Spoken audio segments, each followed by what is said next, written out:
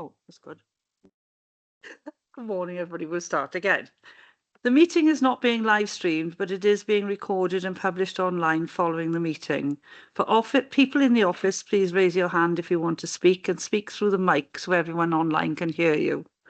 For people online, please press the raise your hand button when you want to speak and Liz will monitor this and let me know. Please leave your mic on mute online or turned off in the office unless you were speaking. If you are using a laptop in the office, please turn off the sound. So, good morning, everybody. After all that, welcome to the Scrutiny Performance Panel for Climate Change and Nature. So, the first item on the agenda is apologies for absence. We haven't received any apologies, Chair. Okay, thank you. The second item on the agenda is disclosures of personal and prejudicial interests. Have we any in the room? Online? Okay, thank you very much.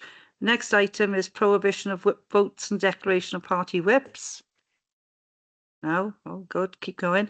The next item is the minutes of the previous meeting, and we will go through them page by page. Page 1 and page 2. Okay, do you all agree they're a true record of what we discussed? Thank you. Right, the next item on the agenda was the letters to us from the Cabinet member and obviously the Cabinet member's response. Has anybody got anything they want to raise from the letters? No? Okay, thank you very much. Next item on the agenda are public questions. Have we had any, Liz? No questions received, Chair. Thank you very much. So the next one is the briefing on the waste strategy. Now then, who's starting? Is it you, Councillor Anderson? Yeah, good morning. Okay, sorry, we didn't introduce ourselves, so perhaps people could introduce themselves if they're going to speak.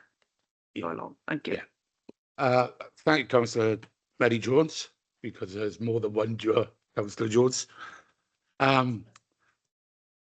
First of all, I'd like to thank yourself and members for the invite this morning. The purpose of this briefing is to provide briefing requests by the panel about the development of the Council's Waste Strategy 2530. We're asking for you to consider the report as part of the review of the Council's commitment to the delivery and reducing the impact of climate change. Secondly, I would like to thank Matt, Nigel and Rebecca for putting this report together. I don't know if you want me to go through the report, but if not, Chair, I'll hand over to Matt Perkins, who's the head of waste management. Okay, thank you. If you just highlight some points you want the panel to be made aware of, and then we'll have the questions afterwards. Okay, thank you very much, Matt. Thanks, Chair. As Cyril mentioned, I'm Matthew Perkins, Group Leader for Waste Management. So just as an overview, this is just an update on where we are with development of the sort of Waste Strategy 25 to 30. We took a report to Strategy Transformation Committee in April 2024, progressed to Cabinet in July 2024, where we got approval to consult with the public on the draft strategy. Around that time, we were having some issues with curbside collections. So we spoke to the sort of Scrutiny, I think it's a programme committee in July 2024, just asking us for how we resolving issues. After that, we decided to delay the consultation and focus on resolving waste issues. And effectively, where we are now is we've taken action to make sure the sort of usual service is resumed. On a basis that, sort of we've made progress, our updated plan really is to pick up consultation with the public in early 2025. After that, we'll evaluate the public sort of feedback and probably aim to take sort of the updated draft strategy back to corporate approval beginning middle part of 2025. Okay, thank you. Has anybody got any questions so far for Matt? And general questions, sorry. Okay, well, as you know, you had a prepared question, which was mine. So when will the new waste strategy be ready? we're aiming by latest would be sort of middle of next year, so in middle of 2025. So plan timescale is consult early in 2025, evaluate feedback, and then it's probably get a corporate report approved as quickly as we can in 2025.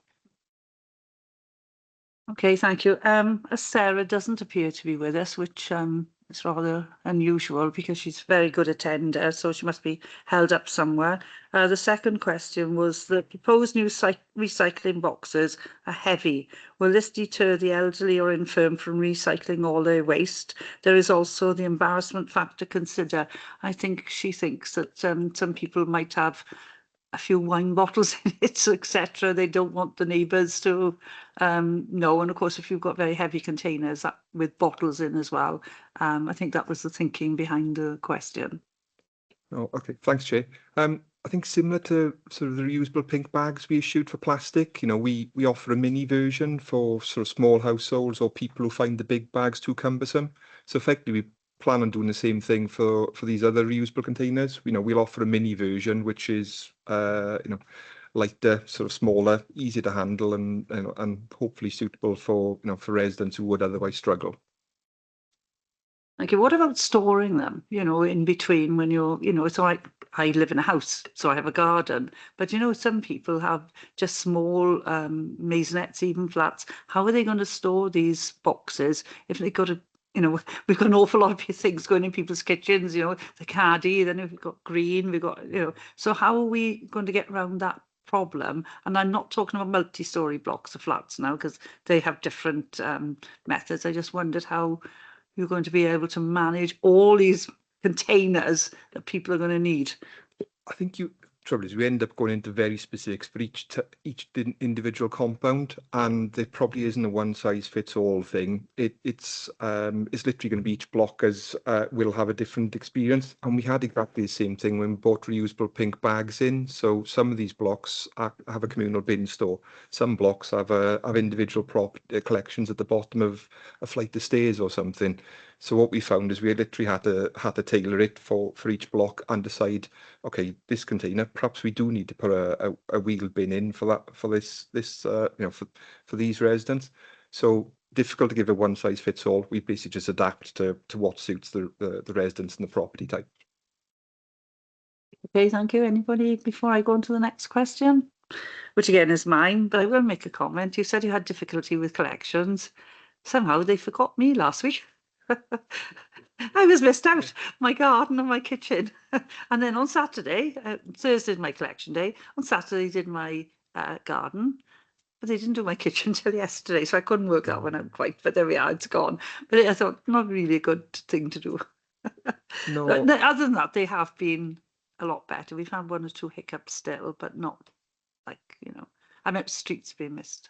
Yeah, we've had sort of, I think we've resolved pretty much all of our issues. The ones we have are the same ones we have every year, really, for sort of seasonal garden wastes. And without boring you all too much, we don't know until we get out there if our crews are going to be picking up sort of 10 tonne of garden waste, 14 tonne of garden waste, 6 tonne of garden waste. It literally depends on how many residents have cut hedges, cut lawns. So, yeah, it sort of, there are points where some days we do delay some residents' collections, and we have been tasked with looking at sort of I suppose options to resolve it. We're working through that now, and we sort of when we restart garden waste collections in 2025, we'll have a plan in place to make sure they're robust and happen on the day they're scheduled. Okay, thank you very much. I only had one small bag out this time, but yes, there are, especially where I live, lots and lots of bags if the gardeners have been into some of those houses. So I totally agree. Right, now my next question is about landfill and incineration, which was in the report, and saying that we found it more cost effective to go to incineration, and then it said sometimes you have to travel further. So I wondered, how does that exactly square off the fact that you've got to travel further with a vehicle, with emissions and things like that? And also, I'm assuming all these incinerators now have to abide by certain emissions controls anyway. Can you tell us a little bit more how you think you're managing that, especially with climate change? Yeah, it's sort of an evolving thing. Sort of as we do getting better at sort of carbon reporting and tracking information, you know, I think the world is moving on at sort of pace in terms of data collation and what we can use that data to make decisions, if you like. At the moment, the closest sort of energy from waste plant to us in Wales is in Cardiff, and that's full. When we put a tender out last, they told us they couldn't handle all of our waste. So we end up sort of, you know, awarding a tender on combination of best quality and best price, and ultimately, sort of, you know, it is prohibitive to move stuff further unless there's a really good reason for it. So at the moment, some of our waste goes to Cardiff, a small amount of it, as much as, you know, they've got space for, if you like. Some of our waste goes to Bedford, and some of our waste actually goes up to Sweden by boat. So that's where your question about sort of carbon, if you like, becomes interesting. It's probably about 4 times less carbon produced moving things by boat per kilometre than it is by moving by road. So just by thinking it's going to Sweden, you know, actually the, you know, kilometre distance is less carbon than road transport would be.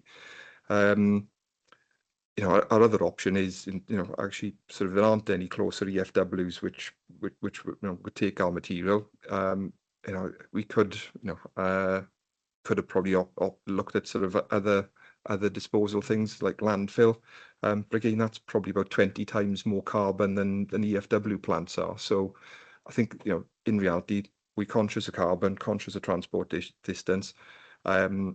We haven't got metrics for it apart from just general things, because the industry hasn't got metrics to measure all those things put together yet. They are moving that way, and possibly our next tender we'll have, you know, have more in there about carbon than just sort of, you know, price dissuading people moving things different, a big distance. But we didn't in the last tender. It was literally just sort of who's got space and you know, the price effectively does offset how much carbon you produce. Okay, thank you very much. I mean, I've been here a long time, like Councillor Hopkins, and we remember an incinerator very close to us, just over the border. And obviously, there's always been talk of trying to do a joint procurement and put an incinerator sort of in this geographical area. I don't mean in Swansea, but obviously it's extremely difficult to get off the ground. So let's hope that we have more going forward. But I really apologise, Chris, I had my hand on your... Oh, sorry. Yes, sorry, Matt. Okay. Just a bit more information on that. Welsh Government actually introduced a moratorium on new plants, new EFW plants. So again, looking ahead, they've got sort of 100% recycling ambitions or zero waste ambitions by 2050. They did a piece of work where they were basically looking at sort of how much waste Wales is going to produce in the next sort of 20, 30 years. What that sort of came to is actually we've got 2 EFW plants in Wales now, which isn't quite enough to manage the waste we're producing in Wales, but it's far more than we need come sort of 30 years ahead in 2050. So basically they decided they weren't going to produce any more EFW plants in Wales. We were involved in some regional work with them where they were looking at sort of potentially building a plant in the southwest, and then told us they were changing, you know, they modelling and showed there's no, you know, they were no longer going to support EFW. They were just going to try and encourage people to reuse, reduce, recycle more. So, yeah, there won't be an EFW plant in the southwest. Thank you very much. Sorry, Chris, I had my hand over your question. So would you like to ask your question now? Yeah, no worries. So there's a bit of a problem at the moment with pests attacking bags. So I was just wondering if it was possible to look at that as part of the strategy going forward. Obviously, we don't want to sort of hit recycling rates, so maybe some kind of education program for the public would help. Oh, again, so thanks for the question. Yeah, I think education is probably the way forward. So I think Rebecca and I sort of both had the pleasure of sort of speaking to the public who experience issues with pests, and we invariably find that sort of providing this sort of recycling food in you know, in unlockable food caddies, and sort of, you know, briefly rinsing out sort of plastic containers or cans or other bits and pieces, you know, 9 times out of 10 that probably dissuades pests from going there. So yeah, I think it's, there's very few examples we've had of residents experiencing pests which isn't solved by sort of rinsing and food recycling. There is the odd one, and again, might have to be a bit more inventive with those things, but ultimately most problems get solved with schemes. So it is just about educating the public to to do what they can to avoid pests. Are you happy with Yeah. the response, Chris, or do you want to come back? Yeah, no, I'm happy with that. I was just going to say that I think used nappies is probably one of those that falls into that category where the smell tends to attract foxes. Okay, thank you. Has anybody else got any questions for Matt or even for Councillor Anderson? Councillor Will Thomas. Thanks, Chair. My question's really around the bin collections. If we could just look at that briefly. One of the collection issues seems to be if we've got a driver on sick, for example, and there's a new driver, and a lot of the routes are unfamiliar to the drivers, then correct me if I'm wrong, but that seems to be a bit of an issue, reoccurring theme, that the driver's not familiar with the route, therefore they've missed a road. Just seeing, surely there's some technology or maps that we can use to avoid those miscollections. If you could answer that, and if there's any plan to implement anything, or what systems you use at the moment. Thank you. Thanks, Councillor. I think there's probably a couple of sort of solutions to that. So one in the short-term bit is you're right about getting more familiar drivers with it. So driver shortage is something we've had issue with this year. We're actually in the process of upskilling 13 members of our staff to act as relief drivers. So rather than relying on agency drivers who might be coming in and completely unfamiliar with things, we've got 13 staff who will be able to move around things, and generally, providing they've got a couple of carriers with them who know the round, we generally found that that actually that does speed things up, and crew familiarity sort of with regular carriers helps. So one first bit is upskill our own staff. Training started. It takes a couple of months to complete it, but we are in process of doing so. Second thing, you're right about technology. Yes, there is technology out there, and we've looked at it. We've introduced it for our commercial crews this year when workplace recycling came in. It is something we're looking at rolling out to our domestic crews. There are a couple of ways of doing it. You can sort of just have as a sort of standalone thing, just information for the crew in the vehicle, or we could potentially try sort of tie it in with sort of residents' websites and sort of notifications. So effectively looking at options at the moment. It is something we're going to try and take forward, and so, I'll probably be sort of making some recommendations to members in the next sort of months or years, depending on sort of how that fits with other ICT projects going on, really. Councillor Thomas, are you happy with the response? Yeah, thank you. It's good to hear that that is being looked into, because I think it obviously seems like a logical solution, and keeping the same drivers on the same routes if they're full time, that makes sense. Also, reporting missed collections. Obviously I do it via email, but I'm just wondering how the public do that. Reporting the missed collections. Is there a web page that we could build that they can do that directly on? Because I'm sure the officers are, they do a great job at trying to get the mop-up crews, but trying to coordinate all those different missed collections must be a bit of a nightmare, trying to prioritize them. So I'm just wondering if that could be automated and improved as well. Thank you. And yeah, I think if we move over to sort of alternative in-cab device mapping, sort of effectively links into some sort of CRM or customer relationship software. And again, it depends if we buy in a sort of a waste specific one. It would just organise those things and route them so effectively. Make our lives easier. At the moment, we've just got a paper-based system, which our supervision staff have to take time to sort of split, sequence, and put together. You're right, there are computer systems out there which can reduce that admin. So hence us looking at those in the next, well, as quickly as we can, I suppose. Okay, thank you very much. Are there any other questions? No, you're getting off lightly today. Well, thank you very much. Thank you very much for coming along, and we look forward to seeing the waste strategy when it's available. Thank you, Chair. Can my officers leave? Thank you.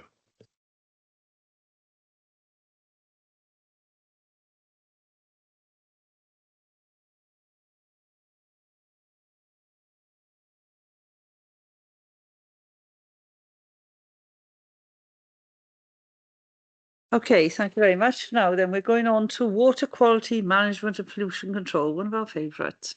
So who's going to introduce this? Is it Councillor Hopkins? Yes, so just start by thanking the committee to give us the opportunity to come here to discuss the water quality and water management system, particularly from our public health department and the work we carry out jointly with NRW. I know we got Amish online from NRW as well, who is probably prepared to take some questions. So I've got nothing further to add other than to hand over to Tom at this particular point and just briefly take us through the report. Thank you, Councillor Hopkins. Thank you, Chair. As in previous sort of committees, I think the intention was to not go through the report in detail. The report sets out and signposts where information for bathing water quality, for example, can be found on the Council's website, and also Natural Resources Wales.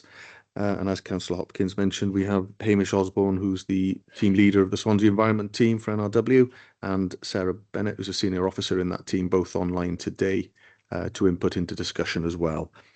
The report goes further then just to set out what we've done on Swansea Bay over the years with the modelling and the prediction forecasting, and then briefly on water pollution incidents and then water quality within the TOWIE. So I was looking really just to look at responding to the questions that have been submitted and then open up the wider discussion with the committee, if that's acceptable. If you're happy. Yeah, that's fine. Thank you very much. Right, as you can see, the first question's fine. And I know I've asked it before. I will admit, I ask it once, quite a few times. It's about the private drinking water supplies and how often you do it. I mean, is there a rota or do you just go by size, that kind of thing? There's requirements within the regulations for it.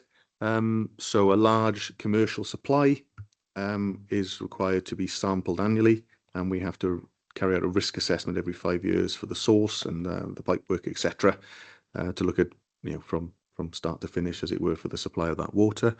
Then there are shared domestic supplies, which we are duty bound to test every 5 years and review the risk assessment. And then there are single sort of domestic supplies, whereby we're not duty bound to test. We may, but if we are requested to do so by the homeowner, we must test. And that again then is every 5 years sample, and 5 years we review the risk assessment of the source, the treatment, etc., and at the point of consumption. Thank you. Just further questions just came to mind. Where does this water come from to have these drinking water supplies? You said large. Can you give us an example of somewhere? And then small, obviously, I presume is a spring or something. So they're boreholes or springs. So large could be a caravan site, for example. So when we're looking at a commercial nature, it could be that there isn't obviously a main supply at a caravan site, for example, down the Gower, and they're using a borehole. And so that would be something that we would capture on the annual test, but then we would review that risk assessment every 5 years. The small sort of single domestic can be borehole, can be spring. It depends where they are, the lay of the land for them. But again, for those properties, if they request, we must, but we're not duty bound to test them because obviously the occupier has to pay for the cost of the test through the regulation as well. But if it's a shared domestic supply, so 2 or more properties on that one source, then yes, we must do the 5 year cycle testing and review the risk assessment there. Thank you. Very interesting. You don't think of that. You just turn the tap on and hope the water comes out.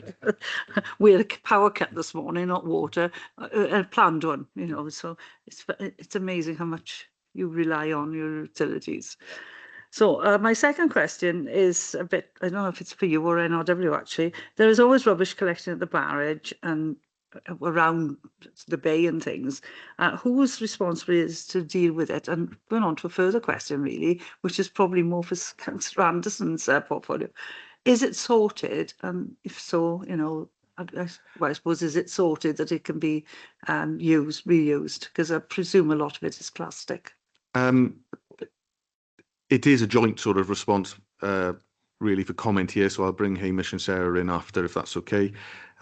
We have sort of had this question previously, and the responsibility as such, it's a tricky one when you've got the Towie, such a large catchment. We have riparian ownership of land, so we're not only looking at plastics, you're looking at trees, you're looking at all that sort of stuff that comes in. So it's Steve Kern's team, the marina manager, that actually sort of collects at times, but they're not duty bound to do it. His responsibility sits by the barrage, the impoundment. So they will collect when resource allows and the weather. So it's when it's in the right area to sort of go and make sure they can get it all in one hit. But it's a very, very tricky area. So there is a response which I can submit back in writing that we've given previously. But yeah, it'll sit under the Highways and Transportation side for the actual impoundment. The river itself is very, very difficult to manage because it's such a vast catchment area. And how would a regulator enforce, you know, plastics, for example, getting into the river? It'll be picked up through waste collections, etc. But a lot of it is fly tipped in that sense. But then the tree structure, for example, is very difficult in that it's riparian ownership of the land. It's not the council's responsibility as landowner. So it is very difficult because everything collects down the bottom of the river, and it's quite visible there. So, Hamish, I'm not sure if you want to come in there.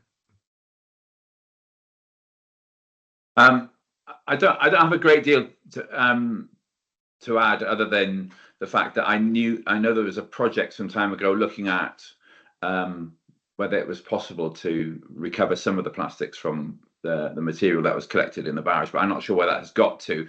But as you say, any waste that any debris that collects on the riverbank is the responsibility of the riparian owner.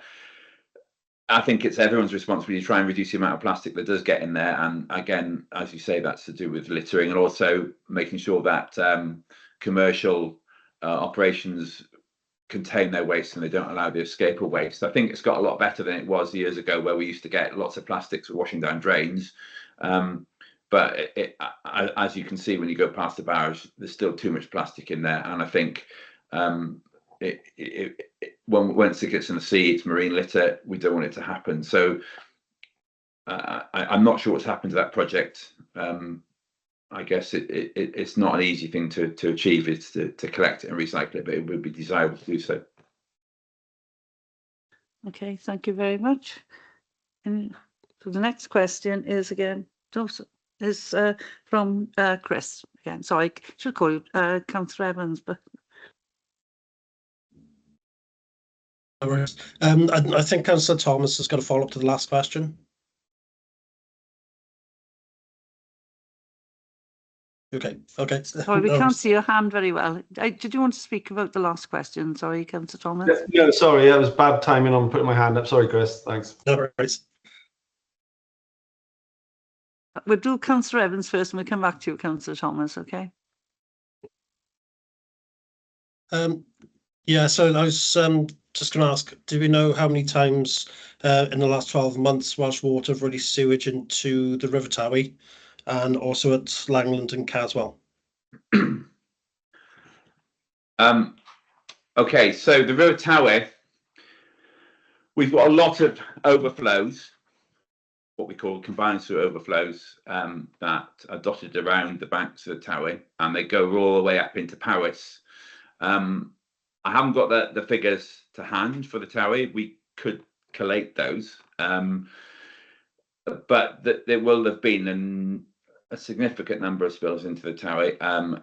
In terms of Langland and what you're interested in, Langland, Caswell? Yeah, Langland, Caswell with the other two. Okay, so in terms of Langland, discharges that are within the bay, there's one pumping station emergency overflow, which should only operate when there is an emergency on the line there. We have had some problems with that. Welsh Water had some problems with that. And there have been a number of discharges. We can tell you a bit more about what's been resolved, what we're trying to resolve those. I don't know, Sarah, you've got the figures for Langland. Well, with the question, it didn't specify the last 12 months, so I just looked at 2023 because that's the best data set that I've got. For us to have, more detailed information, I'd have to put in a request for the last 12 months. So I got the data for 2023, so I can talk about that just so that you get an idea. So at Langland, from the pumping station, which Hamish has just mentioned, is an emergency overflow. It's not a storm overflow. However, it does appear to be operating in storm conditions, which it's not supposed to. In 2023, there were 12 spills from Langland pumping station. Now, when I say there were 12 spills, that's the number of recorded spills that has been reported to us. So within that, there might be the odd spill that didn't actually happen. But so we'll say that there were 12 spills, and those 12 spills lasted for 6 hours and 25 minutes. So on average, the spill duration is about 30 minutes. 5 of those at Langland occurred during the bathing water season in 2023, again averaging about 33 minutes. So at Langland, the first thing that's happened is that Welsh Water have put cameras in their assets to make sure that the spills are coming from their network as opposed to the network filling from the outfall and then spilling back out again. We had a bit of confusion over that because we think that because the outfall was partially blocked, some of the storm water was backing up and getting into the well of the pumping station and triggering spills, which might well be the case, but they've now cleared the outfall, so that can't happen. So any spills that do happen now are as a result of either an emergency, which is a breakdown in the pumps, which we will discount from this conversation, or they're as a result of it being overloaded by storm water, which shouldn't happen. So they've done some work there, Sarah. Yeah, so they've managed to identify a number of surface water inputs into their network, which I believe that they're currently trying to resolve. Basically, they just need to remove surface water in. I mean, this is only happening in extreme weather conditions where there's localized flooding, really. So that's what's happening at Langland. So an example of one of those surface water inputs might be, for example, large amounts of runoff in the car park getting into the shower, the beach showers that are connected to the foul sewer. So work might have to be done to isolate the beach showers from storm runoff. That's one example. So moving on to Caswell. Now, Caswell, if you are interested in for example, the alerts that occur at Caswell, the alerts can occur at Caswell for two main discharges. One is from the sewage treatment works that has a consented or a permitted overflow, which is allowed to discharge under certain conditions. We'll talk about that in a minute. And the other one is there is also, because it's at the bottom of a valley, a pumping station there for the main sewer. That pumping station has an emergency overflow. It shouldn't operate in storm conditions, the same as Langland. And that pumping station should pump sewage onwards towards Swansea Bay. So we've got figures for Caswell's emergency overflow. So according to the report, it's built 3 times in 2023 for a duration of 1 hour and 75 minutes.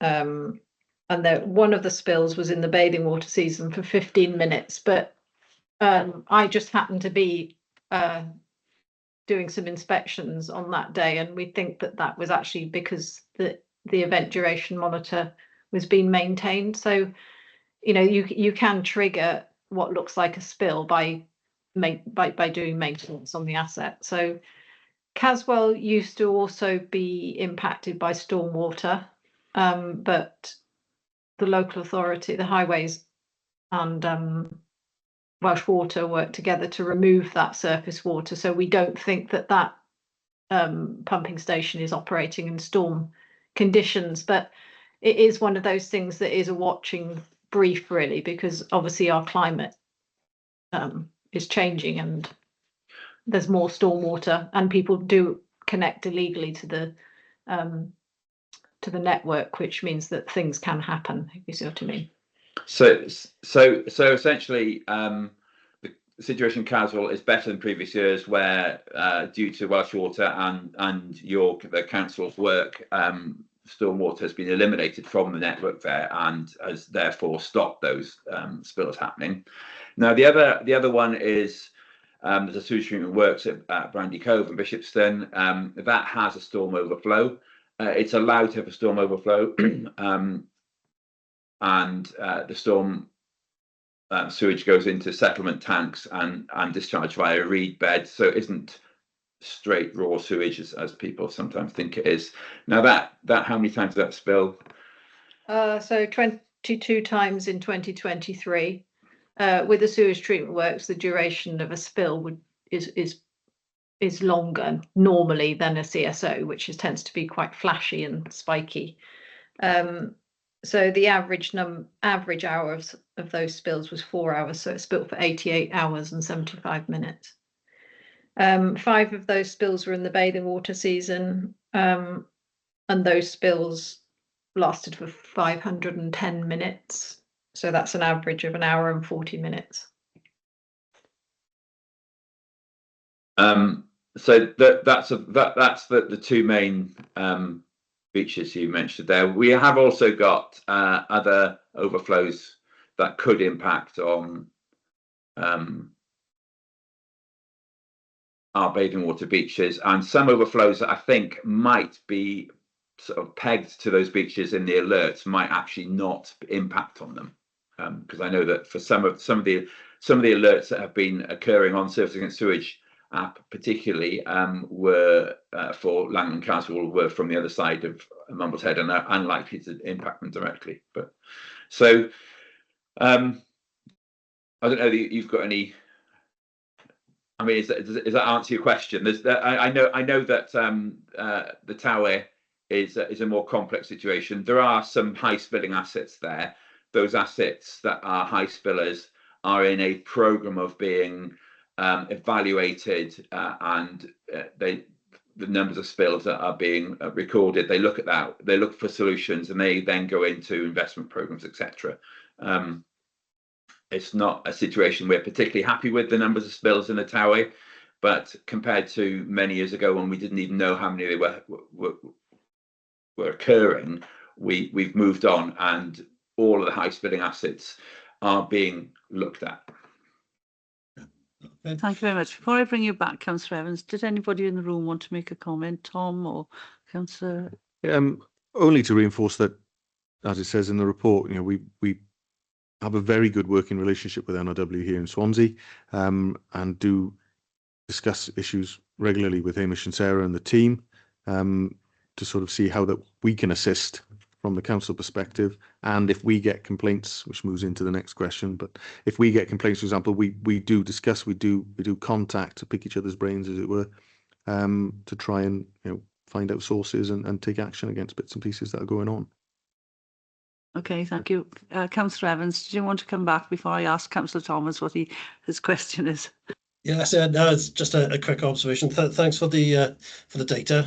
It was just to mention that there isn't really a bathing season anymore, because there's cold water swimming and surfing goes on all year at both of those beaches. Okay, so that's a really, really relevant discussion. There is a legally defined bathing season, which is the season to which Welsh Water and Welsh Water has to plan its asset improvement around that season, and that's the season within which we take samples. So I know that and it's been discussed. I mean, I've been in bathing water conferences for several years, many years, where the length of the season, the time in which people bathe, the definition of what a bather is, what is a recreational water, etc., is all being discussed. Now, I think there's I might have the terminology wrong. I think there's a white paper in Westminster discussing this very issue, and it will be, I think, looked at by Welsh Government. But at the moment, the legal definition of a bathing water and the bathing season is kind of set by the bathing water regulations. So I completely understand what you're saying, and I think we probably will see some movement of that in future years. Okay, thank you. Councillor Thomas, did you want to ask a question on some of the questions that have been asked? My first is to follow up on this one, Chair, and then I've got two separate questions, one for the council, one for the NRW. So If you ask the follow-up and then wait until all the published questions have been asked, okay? Yeah, okay, thanks. So just a response to Councillor Evans, I've got the data that we've been, myself and the other ward councillors of Mumbles have been working on this with Welsh Water, and looking over these issues, as you can imagine, quite comprehensively. I would say that the data is not easy to digest, and you do have to take a lot of time to look over it. So that's one criticism for, I suppose it's for Welsh Water really. But I don't know if NRW could maybe put a bit of pressure on them to maybe make that a bit more transparent, because I think although obviously the data is there for a reason and that's the way it's displayed, but if, for a layman like myself, going on and looking at it, it's not very easy. So yeah, with Langland there was a bumper stuck in the outflow, which I believe is a car bumper, which was there for some time, but that's been taken out, so that's good. Council, I believe, are trying to work on searching the drains because they believe that someone might have tapped into the sewer that shouldn't have. I was quite, I mean, before I started looking into this a number of years ago, I was quite surprised that obviously all sewage is pumped from Langland all the way right around the coast, all the way to Swansea, which is quite a considerable distance. So we can imagine we get these big downpours of rain, and obviously when the pumps get overwhelmed, which they naturally would, that's when the spills go into the sea. So without tens of millions of pounds, I think people need to understand that those pumps can only have certain capacity. So we are always probably going to have spills. I think the secret, which we're coming on to later in one of my questions, is just to get as much surface water out of our sewage system as possible, and obviously limit that. My first follow-up on that, though, is obviously Langland, Caswell, all pumps round, as I said, to Mumbles and then on to Swansea. But Nabrock, the data for Nabrock spills is exceptionally high. Now, we've put a lot of pressure on Welsh Water, who are, I believe, fitting 3 new pumps at Nabrock. But my first question really is how it was allowed to get into such a bad situation without, any improvements being made to this point. Because, I mean, I'm sure you can pull the data up on Nabrock for the last 3 years, and you can see a considerable, massive increase in outflows into the sea. So when you monitor Welsh Water and you see that level of spills, why was there no intervention sooner? Thank you. So yeah, we recognise that Nabrock has got an excessive number of spills and obviously needs attention. One of the issues in Nabrock is getting accuracy of recording, because it's a really complex system, because the spills it records the spills into the underground storm tanks, not from the storm tanks into the sea, which confuses the issue somewhat. We have been putting putting pressure on Welsh Water to deal with the excessive spills at Nabrock. It's not necessarily a simple matter of just replacing the pumps. They have to do some preliminary work. We've still got concerns that there are other issues there that need to be dealt with as well as the pumps, including the pipe work. So we have been in dialogue with them, and we do recognise, one, that it's a difficult working environment and the equipment there is somewhat bespoke, and secondly, that we need to get a handle on the recording of the issues there, because it's not been straightforward. I don't know if you've got any further comments on that, because you've written compliance assessment reports for. Yeah, so they've got active actions at the moment in their compliance assessment report, which is our way of regulating permits, which are probably the same things that you're discussing with them.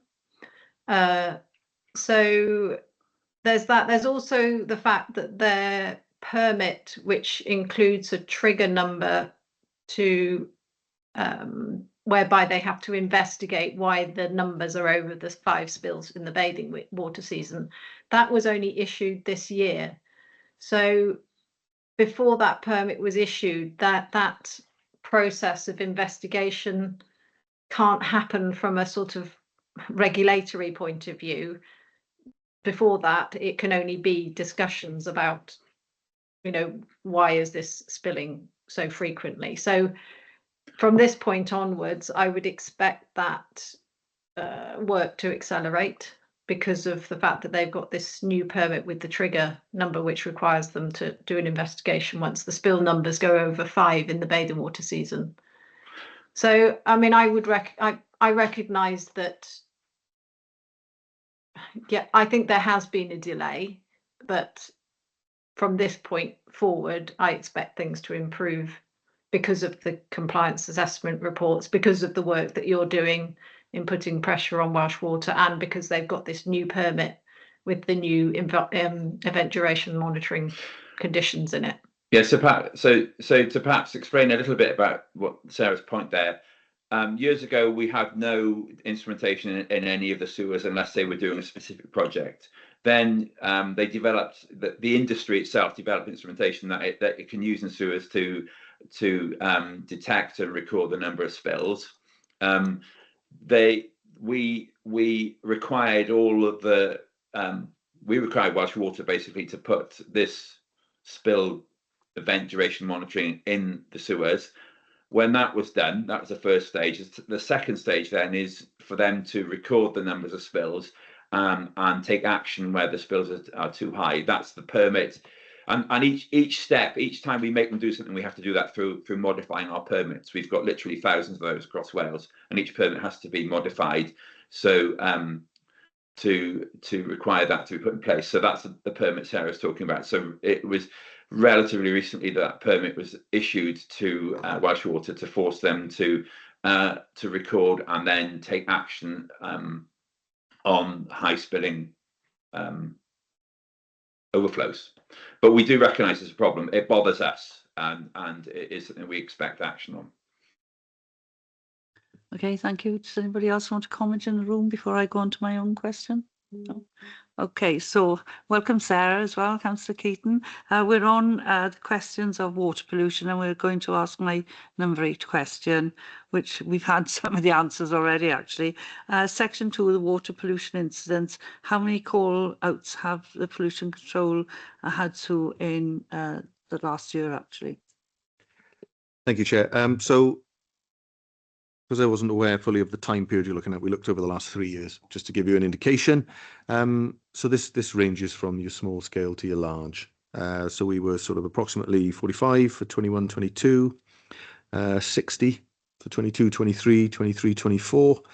And this year we're up to 35 already. So that includes, it can be a drainage complaint where someone's complaining on their house about their chamber is discharging and surcharging in the garden, and it can lead all the way up to, I think, when we referenced last year the Llangennis rail incident, for example, and also implications like the Cynfallen sinkhole, and the work that's gone on there with highways colleagues, ourselves and Welsh Water, looking at over pumping to prevent effluent getting into the Towie. But yeah, it's more than we think, but a lot of them are the smaller scale. But they do take a lot of time for investigation of officers, for dye testing, tracking misconnections if we can, and managing risk is really what we're doing with from the public health response. Okay, thank you. Have we had any, as you said, we had Llangennech, but any other serious sort of incidents, especially around the Tower, you know? The Cwmfelin is the one there, really, for example, recently, and there was several years back, there was the collapse up there by Burlesbrook as well, which led to ourselves and NRW declaring the abnormal event, and so we closed the bathing season early, which I believe was 3 years ago, whilst that work was repaired. You know, it was a large-scale event. It took a lot of work to repair it, but the work was carried out. Other things we've done, you know, with, a couple of years back with the boat on fire at Brandy Cove as well. You know, managing risks there to the bathing. We put signage up on Caswell that first night, but then also tracking, you know, what was coming from the vessel, the ship. I say ship, though it was a small boat really, but looking at also what's getting washed up as well, and contacting the owner and etc. etc. So those are sort of the large scale type things, and then the smaller stuff, yeah, it's someone's reporting seeing coloured water, discoloration of the water going into the fend rod, for example. Sometimes people will ring us that the Singleton pumping lake's gone bright green, and we know, but we know that's from dye testing. You know, Welsh Water might be out there, or NW or ourselves are in the area testing for areas. So that's the work that we do in a nutshell. Thank you. The last question that's been submitted is from Councillor Evans. It's just in the report that there's extra diffusers in the Towie. Just gonna ask what they're for and what job they do. So the diffusers are basically there to mix the water column. So because of the impoundment, when you have high tides overtopping the weir, you have then a salt wedge of water that drives up the river. And previously, years gone by, we used to have the capacity to be able to monitor dissolved oxygen, salinity, turbidity, etc. But what the diffusers do is they mix that water column, primarily for the fish, to make sure that you know, the environment is suitable for them, because otherwise that salt wedge will drive up the river, and you have two distinct bodies of water, really, the fresh and then the brackish coming up. So that's the reason for the diffusers. We've increased the number in there for efficiencies and also obviously for quality of the river. Okay, thank you. Right, back to Councillor Thomas. Thanks, Chair. So, as we, sorry, I'm just looking at my notes here. So, yeah, we mentioned earlier about the tanks filling up, and that's when they discharge if we have a large downpour, for example. What I was quite surprised to learn was that NRW doesn't ask Welsh Water to monitor the concentration of the outflows. So let's say there's a spill.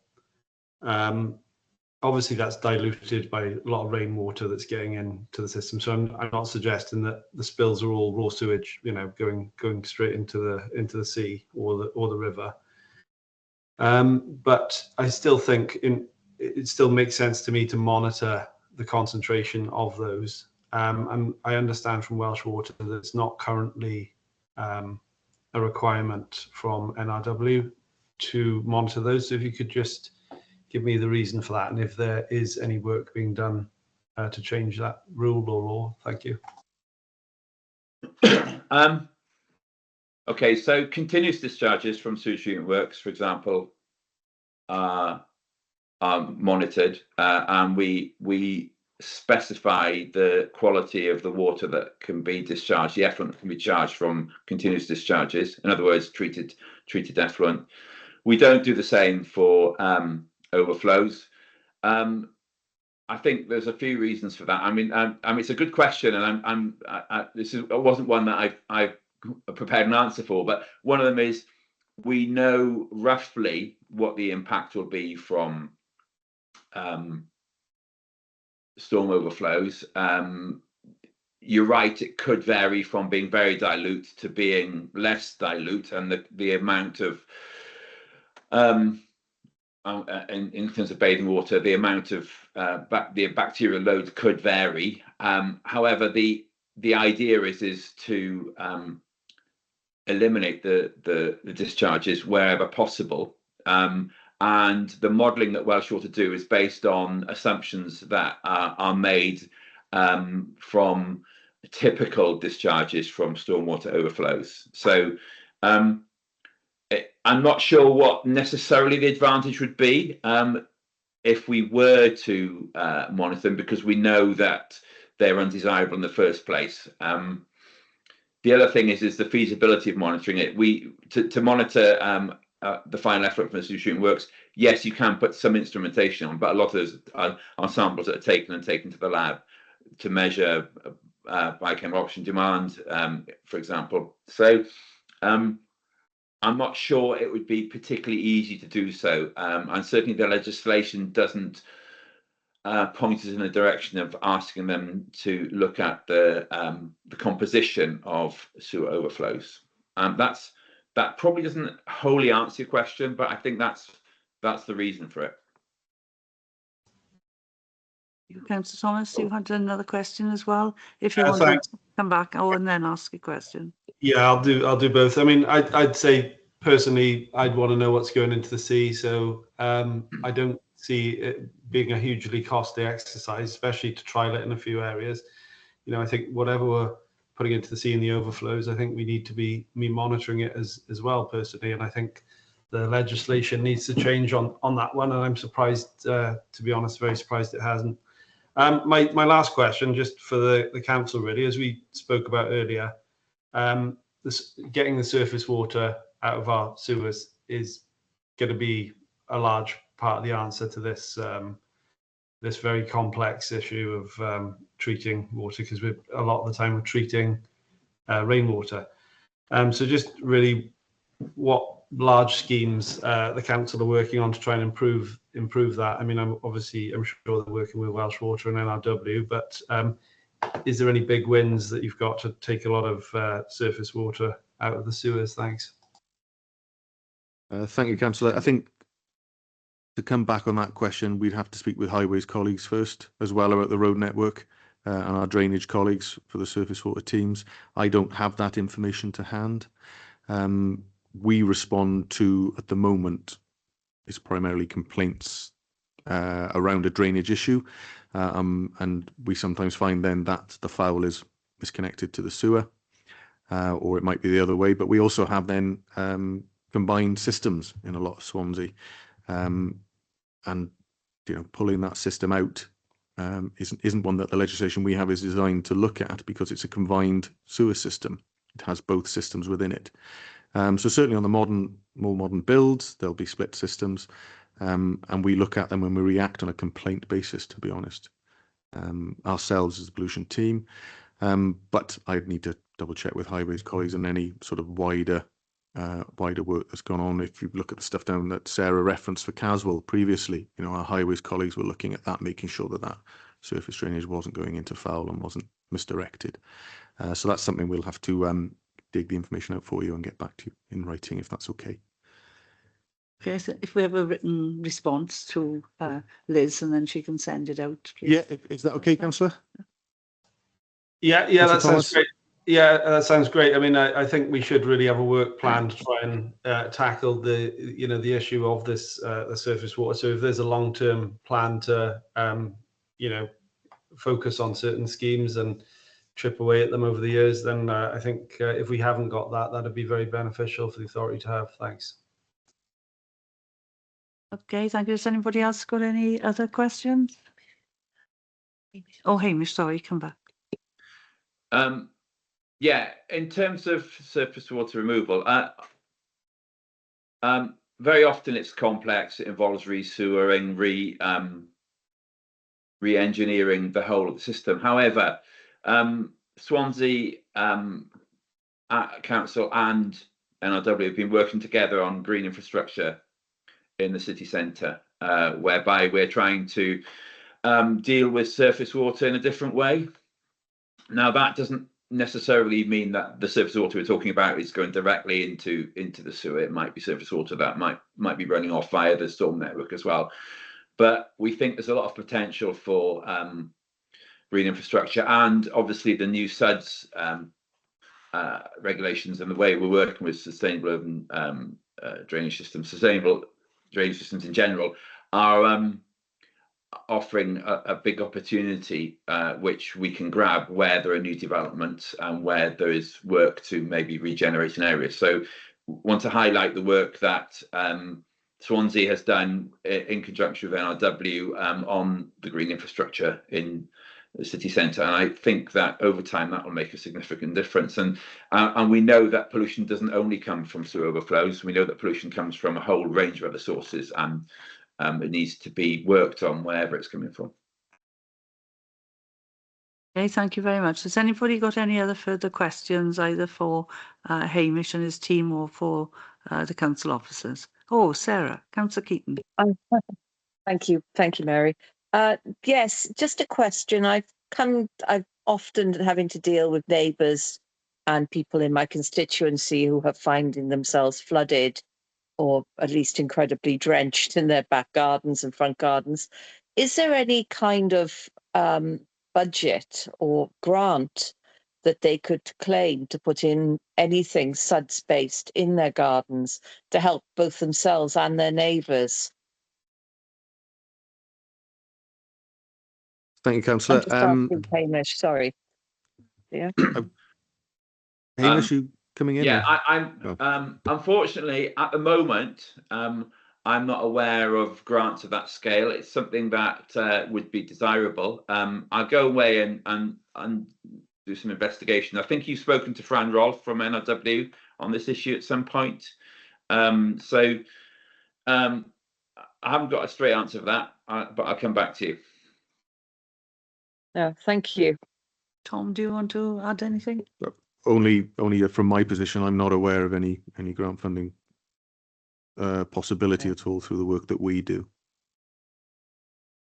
It's a Okay, shame. thank you. It is a shame, as we both know, Sarah.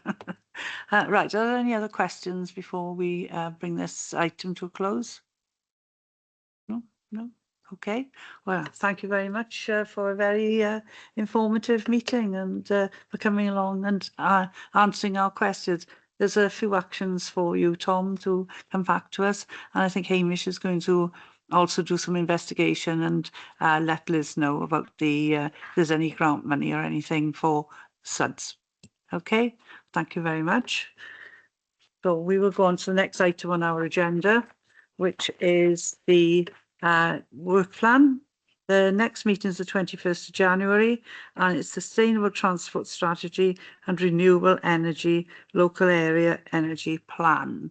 Okay, so again, we'll have a pre-meeting and hopefully we'll have some questions. It's quite a hefty agenda with those two items on there. So thank you all very much for attending, and I'll see you in the next meeting. Thank you. Bye.